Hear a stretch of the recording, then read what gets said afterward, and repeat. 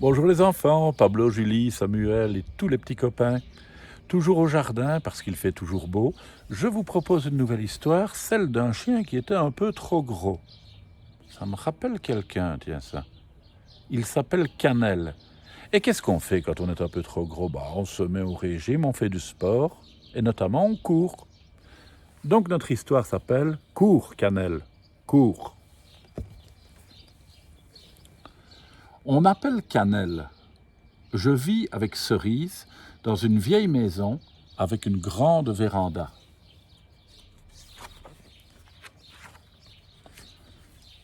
La véranda, c'est mon endroit préféré. J'aime me coucher en haut des marches et regarder passer les gens.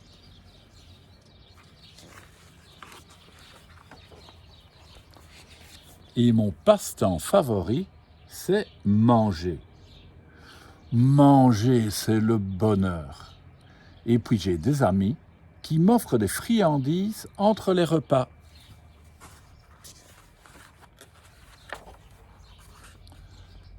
Mais voilà qu'un jour, Cerise m'accuse d'avoir grossi.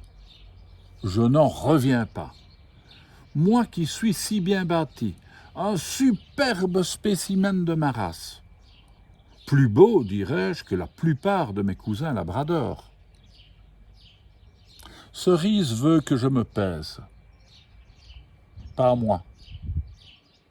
Je n'aime pas les balances et mon poids, après tout, c'est mon affaire.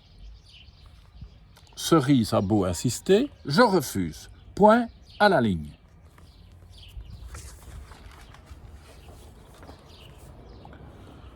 Cerise se fâche toute rouge.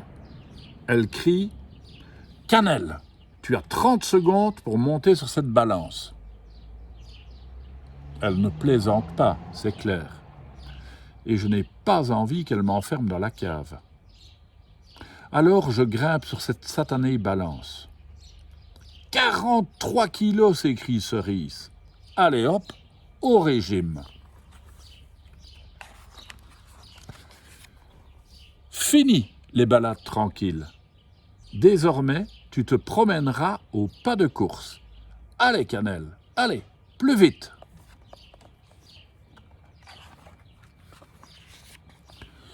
Tu peux dire adieu aux plats bien garnis. Dorénavant, tu mangeras des repas sans graisse. Et les friandises entre les repas, c'est strictement interdit. J'ai beau la supplier, Cerise me refuse la moindre miette.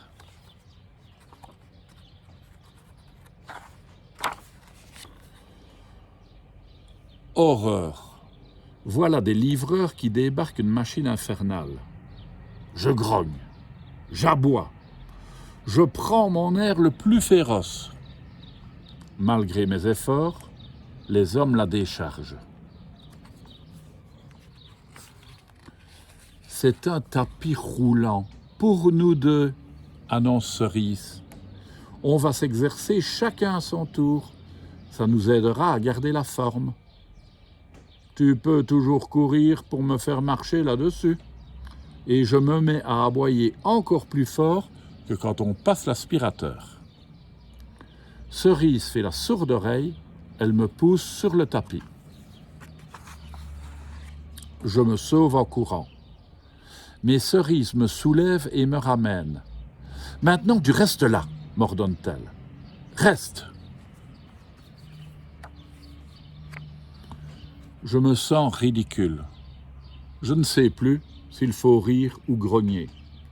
Alors j'avance de quelques pas, histoire de montrer ma bonne foi. Continue comme ça, dit Cerise, il faut que tu t'échauffes. Concentre-toi et reste au milieu, sinon tu risques de tomber.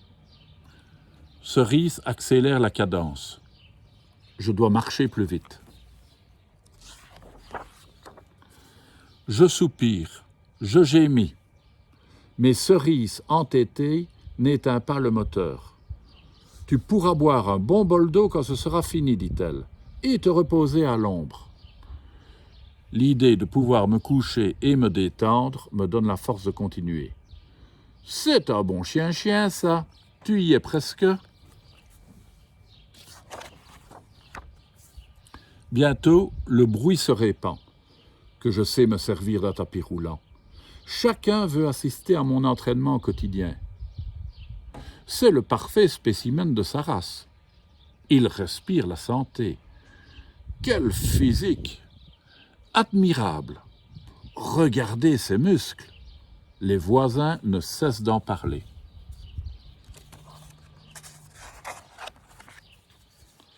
Lorsque Niki, la chienne des voisins, vient aux nouvelles, je sais à coup sûr que c'est gagné. Elle me trouve beau et en pleine forme. Et je me dis alors, c'est quand même bien de s'exercer. Un journaliste et un photographe du journal local viennent m'interviewer. On me tire le portrait. Ce n'est qu'un début, bien sûr. Je vais bientôt devenir célèbre et riche. Spéciale dernière, voici Canel, le champion du tapis roulant.